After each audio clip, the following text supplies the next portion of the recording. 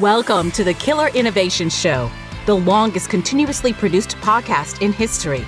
Each week, Phil McKinney brings you the insights and strategies to amplify your creativity and innovation skills. Here's your host, Phil McKinney. Hello, everyone. This is Phil McKinney, and welcome to this week's show. I was recently having a conversation with some people with regards to what makes good leaders for innovation. What are the things that leaders should be aware of to avoid, but also what are the characteristics of good leaders? Can you identify those? Can you quantify them? People in this discussion included innovation leaders themselves, but it also included headhunters, recruiters, academics, and I've had a number of conversations because it kind of triggered this whole chain of thought about how do you recruit top leadership, particularly if you're not promoting from within. If you got to go outside to hire an innovation leader, how do you go about doing that? What are the flags that you should avoid? But also, what are the things you should look for?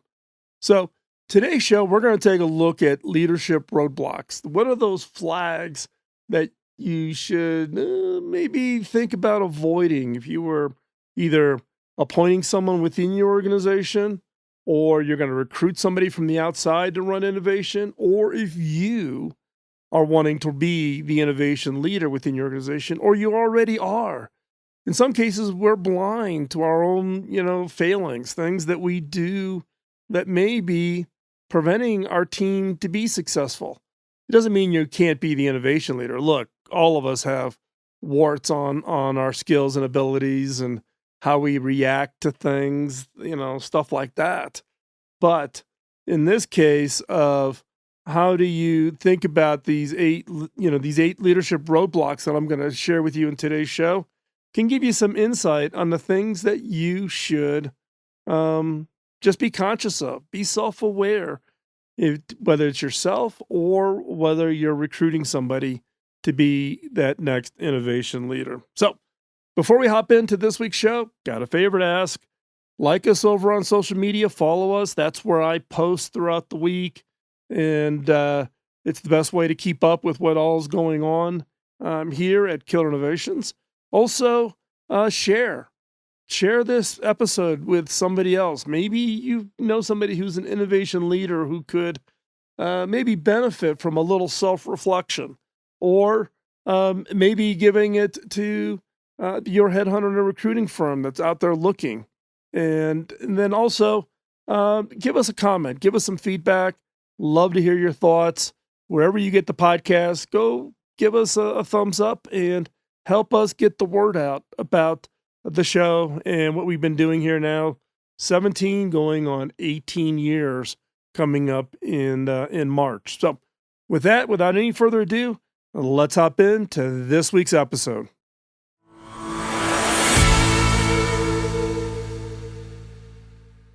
Innovation is the secret sauce to success. I've dedicated now 17 going on 18 years of doing this show to evangelize that message. And I think most people get it. But too often, our efforts to create innovative products, new services, they get derailed by our good intentions, market factors, and roadblocks that hold us back. Business leadership has literally spent billions searching for innovation, from creating innovation centers to innovation labs to incubators to organizations and teams custom inside of your organization, trying to find that elusive idea, that elusive innovation. Some would call it a snipe hunt for innovation. It must be a snipe hunt because 94% of executives in a recent survey say they are frustrated with their company's efforts to harness innovation. So what are leaders to do? The major paradox managers face is that the system that enables success, business success today, based on today's management model, reinforce behaviors that are inconsistent, that do not align do not support the creating of a culture of innovation. I've talked many times about my frustration on businesses focus on quarterly results. Quarterly results reporting if you're a public company or startups trying to move at a very quick pace. That is just one of many examples of this paradox, this thing that managers face where I want to do innovation, but at the same time, I'm stuck in a mode or a model that does not support the innovation effort. Business leaders must remove this barrier. They've got to get these barriers out of the way as a first step towards embracing innovation if they are going to have any hope of innovation success. To do this, you start at the top with the leaders that welcome and support new and innovative ways of thinking. And to be quite honest, with all of the organizations that I have coached and mentored and advised, this tends to be one of the biggest issues of just getting the leaders to be open, to be welcome, to have the conversation. I can't tell you how many times I get phone calls from CEOs whereby they had listened to an episode of the podcast. They had been given an episode of the podcast by someone on their staff to listen, and they felt that the message in that show, that particular episode, spoke to them, pointed out the frustrations and challenges they are facing. Everybody gets that innovation is important, but again, we're on this snipe hunt. We're on this hunt for this elusive thing that we will never find by just running around and searching under every rock, tree, and bush. Now, to do this, again, leadership must lead with bold, creative ideas. They must be willing to be the example. If a leader does this, they will inspire that spark that could spread into a change in your culture, a change within your organization. So let's get specific here. Let's talk about what are these leadership roadblocks that prevent organizations from achieving innovation success. So, first one out of the gate, and I've talked about this, there's an old episode on this around groupthink. Now, groupthink occurs when everyone makes that kind of unspoken, kind of look at everybody in the room kind of decision to follow along with wherever the group is headed. If the most outspoken member of your organization, your team, you know who that person is. If that person proposes an idea and no one is willing to challenge them, the organization slides into this concept of groupthink, which stymies that innovation and may prevent some of the best ideas from being presented. Somebody else, the most outspoken person's ideas get embraced. Why would somebody else be willing to put their idea on the table? So groupthink is a big issue, and it's a challenge for organizations that have been around for long periods of time, where people have been involved in the organization for long periods of time. That is where groupthink falls in. There's a meme that's going around on social media that talks about when everybody thinks alike, then nobody is thinking. And that is the ultimate epitome of groupthink. You've got to break that groupthink. Groupthink being that one barrier, that one of those initial roadblocks to innovation success.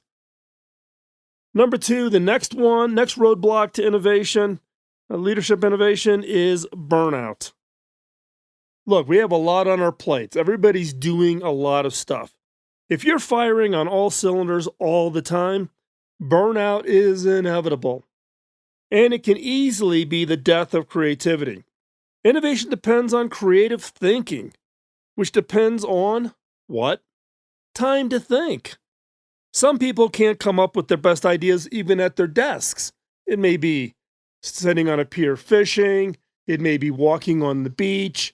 It may be taking your kids skiing. This is where this burnout can really get in the way if you don't leave enough breathing room, if people don't find that ability to kind of step back and really just think, just find that creative spark. And look, rest is necessary. Creativity comes from your subconscious. Your subconscious is most effective when it is well rested. So, roadblocks to innovation that leaders need to think about is burnout in your team. Number 3, lack of resources. Sometimes it's not a lack of inspiration that's blocking your innovation. It's that lack of resources, people, time, and money. When innovation teams lack resources, it can be difficult, if not impossible, to get past that idea and into execution. And most organizations do not dedicate the resources, particularly the money, to support an idea that gets developed in a brainstorming session and cannot immediately be put into action because there's no funding, there's no time, there's no people that can be allocated to the work. Resourcing, lack of resources. This is one of the biggest roadblocks that leaders who really want to drive innovation within the organization need to address. Number 4, insufficient trust. Now, trust is an important component in any business initiative. It's not unique to innovation, but it's especially essential, though, to the innovation efforts. Why is that? When there isn't enough trust amongst the team members and the organization, the teams are going to get skeptical that the ideas they develop will be taken seriously and action and execution will be taken. The result is they don't even try. Now, where does this trust get broken down? It tends to get broken down, at least from my experience, is in poorly run brainstorming activities. So someone from leadership says, "Ooh, let's hurry up and brainstorm a new product or service." So then what happens? You get 10 of your best and brightest people, you put them in a conference room, you tell them that management's asking for some new products and services and we need to develop those. Someone raises their hand and goes, oh, I'll be the scribe. And they stand at the flipboard and they dutifully write down every idea that everybody's throwing out on the table. That's good for about 10, 15, maybe 20 minutes. And then what happens? It starts to peter out. People start running out of anything new ideas. So you kind of wrap it up at 25, 30 minutes. Another person goes, I'll take the papers. I'll take them back to my desk. I'll type up the list of the ideas and I'll send them around to everybody. What do? They type up that email. They send it around. Now here's the magic question. What happens next? Now be honest. What happens next? Nothing. You've got this email that may have 50, 75, 100, 200 ideas on it. Which idea are you going to go forward with? What are you going to do with that? Nobody knows. So what happens? Somebody takes that list, puts 200 ideas up, sends it up to management. What tends to happen? Other priorities take over, nobody ever looks at it, or someone in senior management picks a project. And odds are it's their pet project already. Now, what message does that send to the 10 people in the room? Nobody values my input. Nobody values my ideas. There's no trust between management asking for ideas, submitting the idea, and then nothing happening. Destroys this trust, where trust is absolutely critical. It is a significant roadblock if you are trying to create a culture of innovation within your organization. And number 5, stopping at the ideas. Continuing on this story about the poorly run brainstorming session, now you've got an idea. Maybe you do have an idea. Maybe you run a very well-run brainstorming session where you do ranking and you rank those ideas so you know the best idea that you are going to go forward with. But then what happens? Nothing. We count the success of having the idea. But as I say all the time and remind teams all the time, ideas without execution is a hobby. And I'm not in the hobby business. I'm in the innovation business. I'm into how do we take an idea and turn it into something, turn it into a real product, a real service, a real experience, something that has impact. Now, ideas are great, but they have to be backed up with action. And the best people to back that up are inspired and engaged employees. So as a leader, your ability to knock down this barrier of just stopping at the idea, getting behind them, supporting them, pushing them, encouraging their motion to action is absolutely critical. Letting good ideas die in the pipeline is a common innovation pitfall that should be avoided at all costs. Don't let an idea die a natural death of neglect. That is something that a leader should never, ever allow to happen. And number 6, preferential treatment. Now, unfortunately, some managers are not able to see the value of seeking out diverse opinions, getting ideas from a wide range of people with a wide range of backgrounds and a wide range of experiences and a wide range of thinking styles, right? Sometimes preferential treatment can get in the way of innovation. Managers may prioritize the idea of just a few people. Maybe, that one person who everybody looks to, if their ideas automatically get approved, their ideas automatically get funded, their ideas automatically move forward. Anybody else's ideas have to be thought about, and we'll look at it again next quarter or whatever. Preferential treatment. Now, when I come across this within organizations, one of the things that I find so interesting is that a lot of leaders do not recognize that they are applying this preferential treatment approach to the selection of the ideas, the work that they're trying to drive within innovation. Now, you may be sitting there going, well, I don't do that. That's not me, or I haven't seen this. Ask somebody the specific question. You may not be self-aware.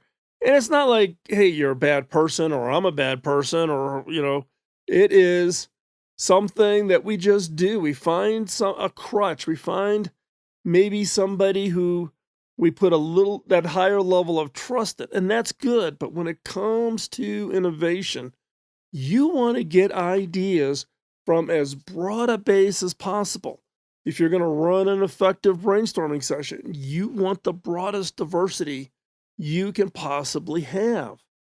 And that is absolutely critical. If you don't have that diversity and you use this preferential treatment, then you are going to run into a situation where you're not encouraging others to speak up. They go quiet.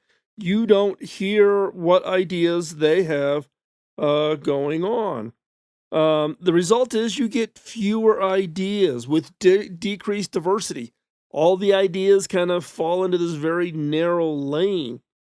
And what I have seen happen as a result of this is that you will end up with ideas that lead to innovations that are incremental, that are low impact, that don't really elicit or create a change within your organization. And that's not the objective. If you're going to spend the effort, if you're going to put the time in to try to drive an innovation impact, satisfying yourself or being happy with incremental low impact, why do it? In this preferential treatment, this lack of diversity of ideas, if you don't get this right, your entire innovation pipeline becomes very weak, very low impact, and you will not achieve your objective. Number 7, lack of collaboration. This is actually one of the most common barriers I see all the time, but it's also one of the hardest ones to fix. Now, some leaders prioritize credit for the idea. The result is that leader is unwilling to collaborate with others, since that would require that they have to share the idea. This concept of credit for the idea drives me nuts. And I tell teams, and I tell individuals, and I tell companies and organizations, you've got to get out of this mindset that people are looking for that credit. Now, people need to get recognized for their work. They need to be recognized for their efforts. But innovation is a team sport. It's not about the individual. And I cannot tell you how many leaders I have run into where the leader is so focused in on them getting the credit. It's their idea. I did this work. This is my result. I did this, and then I gave it to my team to do something with or turn it into something. Collaboration, to do successful collaboration is the result of an enhanced relationship between leaders and teams across the organization. That enhanced relationship includes things like trust, which we've already talked about. It includes resources. It includes driving the actions to actually take something and move forward with it, right?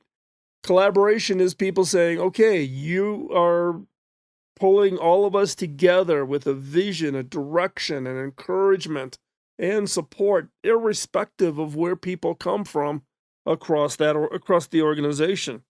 Collaboration is not within just your team. It's reaching across and putting together the best possible people that can work on this idea to make it successful. Without a strong culture of collaboration, I can almost guarantee that the innovation efforts within the organization will fail. You may be able to get to a proof of concept. You may be able to get it, to show something in a demo to VIPs or something, but it won't have the impact. To have an impact inside of an organization, you eventually have to bring that entire organization around to collaborate. It takes everybody from finance to IT to legal to technologists to strategists to marketing to sales. You need to be able to collaborate across the entire organization. And if you, as a leader, do not build that unique and enhanced relationship where you show the value of what they bring, you recognize their contributions, you get them engaged, you help ignite that passion. If you don't do that, that lack of collaboration will almost guarantee whatever idea, whatever innovation you have, no matter how great it is, you are relegating that to failure. And not just little failure. We're talking about going down in absolute flames. Number 8 of the barriers on leadership roadblocks, this one is fear. Face it, the riskier ideas are scary. They're hard to bring forward. As a leader or as your team, lots of leaders will try to avoid risks. You may have created a culture where it's not safe to fail. And it's not safe to fail when there isn't any trust that failure will be accepted as a normal part of the innovation process. Failure is normal. If you're not failing, you're not trying. If you are developing your innovation projects, your innovation pipeline, and to avoid failure or to even have the appearance of failure, then you're spending all your effort on that versus having your effort on how do I develop that innovation that's going to be a game changer, that's really going to transform what is going on. So that fear is a culture, a barrier, a roadblock that will prevent anybody's willingness to step forward. And it does wrap around this concept of trust. Sometimes the riskiest ideas end up being the best, and your innovation efforts suffer without them. If you're not willing to take that risk, if you're not willing to really go out there and push and try something that's never been tried before, you'll never know. You'll never know what the possibilities were. In the 90s and 2000s in Silicon Valley, there was this little pullback that occurred in the valley about risk, right? There had been a couple of big, high-funded organizations that got, hundreds of millions, billions of dollars of funding and then failed. And then everybody kind of took a half a step back and like, ooh, let's take maybe a little less risk in the work that we're doing. And that resulted in, maybe not such exciting innovations, not such exciting new products and services that were coming out. So, how do you get around this? Getting comfortable with the fact that failure is normal. A group of people in Silicon Valley launched what they call FailCon, which is a failure conference. And basically, it encourages leaders across organizations all over the valley to stand up and share their biggest failure. A number of years ago, I was invited to deliver a keynote and then facilitate a workshop with the top, 200, 300 leaders at Vail Resorts. So if you're not familiar, Vail Resorts is the largest provider of ski winter sports facilities around the world. They're headquartered in Colorado, and the CEO happened to have read my book and invited me to come up to their leadership retreat, which was up at Keystone, one of the resorts here in Colorado. They wanted to encourage the teams, the leaders, to try new things. Now, you have to understand, Vail's history was that they were founded by a bunch of former military. These were all people who were in the military, who were on like the ski patrol teams, right? So these are the army guys up in the mountains, skiing into battle. And when they got out, they all decided that they really liked the skiing portion of it, and they wanted to create fun places to go ski. And that's how Vail Resorts came into existence. But coming out of the military, they also had very strict standard operating procedures. So they have an SOP, standard operating procedure for everything from how the valet parks the car, to how you plow a parking lot, to how you groom trails, everything. So that kind of discourages innovation, and they wanted to try something different. They wanted to encourage innovation. So they asked me to come in and teach and do this workshop. So what I did is basically run, would you call it a mini or a micro version of a fail conference for Vail. So I was teaching and running the workshops, and as normally you would do, you would take these breaks in between sessions. And what we did when we came back from every break, we had every person on the executive team, one at a time. So CEO took the first break, the CFO took the second break, the head of HR took the third break. They would then stand up at the opening, everybody's coming back into the room from getting their coffees and teas and whatever. The executive team member would stand on stage and then would tell the story in about 5 to 8 minutes of their worst failure in their career. The thing that just totally blew up in their face. The time when they tried something and it didn't work, or they made a mistake, or they made a bad decision. And, and people would, at the end, what we saw is people would cheer, they would yell, people would laugh. People would nod their heads like they'd done the same thing. But what it did, though, was transform the organization. That simple transparency of knocking down this fear of failure transformed the organization. People sitting in the audience said, well, whoa, if the CEO could have that big of a failure and still achieve ultimate career success as the CEO of this organization, what am I worried about? How big of a failure can I make? Now, you got to manage the downside risks, right? The one thing they will not tolerate is any harm or injury to a guest.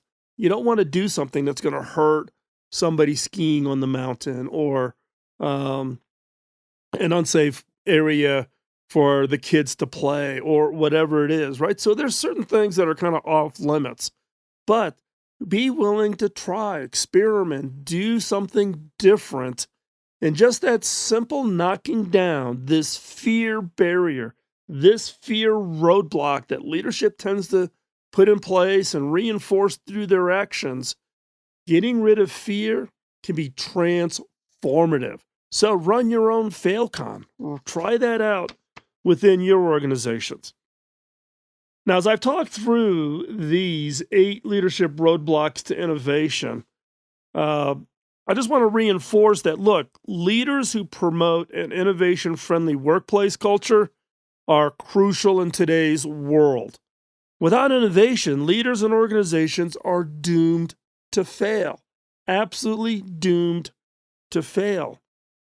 We need leaders. We need leaders who have those characteristics to support innovation. We've talked about the 8 roadblocks. So next week's show, I'm going to cover the 9 innovation leadership characteristics.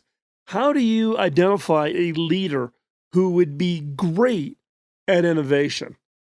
Or if you are an innovation leader, how do you highlight your characteristics if you're interviewing for an innovation position or positioning yourself to be potentially take on a leadership role in your existing organization? Here are going to be the 9 innovation leadership characteristics, and that will be next week's show. So, if you're looking for success in your ability to lead innovation within your organization, or you're trying to find someone within your organization to lead your innovation efforts, you are definitely going to want to catch next week's show. But remember, innovation is the secret sauce. Innovation is the thing that will drive success, that will allow you to differentiate yourself from your competitors, to stand out in the market, to achieve a level of success that you cannot achieve without innovation. So hopefully this helps you identify those barriers, those roadblocks. And next week, we're going to talk about the characteristics that innovation leadership needs to have to help drive success for you and your organization.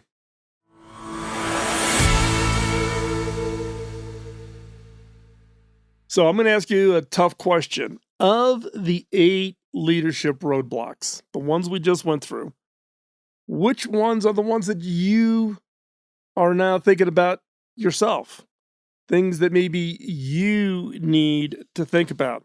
One that I always have to deal with, and that's burnout. Between being a CEO and doing the weekly podcast and writing on my blogs, newsletters, and then in addition, I am, working on book number 2. So I'm in the middle of that. Burnout is something that I have to think about. If I don't take the time, I'm not keeping my creative muscle in shape. And that is one of the big ones for me. The other is lack of resources. Albeit I'm the CEO at a research and innovation lab, we could always use more resources. We could always use more people, time, and money than we have for all of the great ideas we have in the innovation funnel. So as a CEO, for me, I'm on the constant search and balancing of resources. So be honest, go back, look at the 8, and think about which ones are the ones you maybe aren't knocking it out of the park, the ones that you should need to be thinking about in order to help you, your team, your organization achieve innovation success. As we wrap up this week's show, I want to thank you for your time, for spending with us today. Really appreciate you checking us out. Hopefully you found today's show informative.